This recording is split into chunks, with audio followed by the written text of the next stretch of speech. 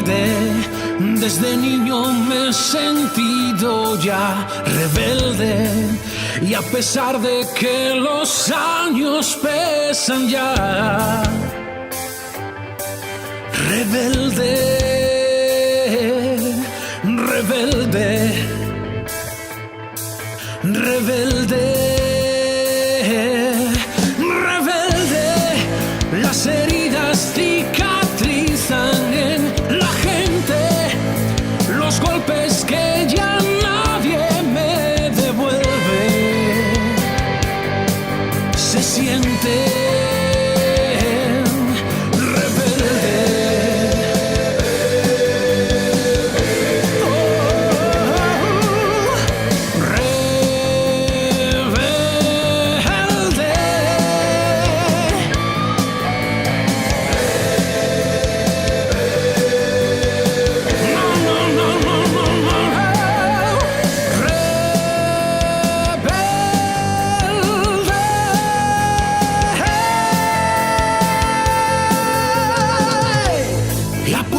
fuerte por la rebelión, creyendo que este mundo debe ser mejor, donde la justicia extienda su verdad y los que gobiernan dejen de robar. Rebeldía pura como una explosión que sale a borbotones de mi corazón. Un grito de guerra a la pasividad, una barrera alzada contra la maldad.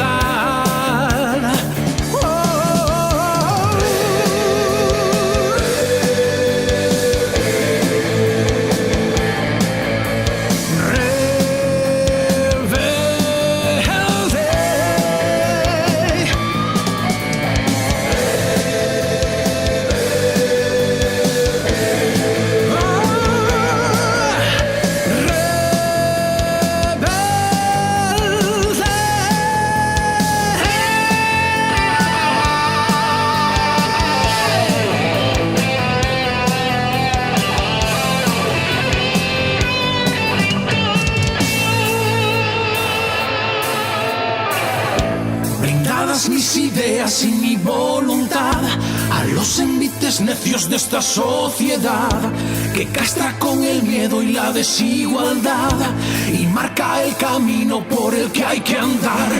Izasteis la bandera de la transición, podrida y abatida por la corrupción, herido y dolorido por la sinrazón, jamás arrodillado y sin pedir perdón.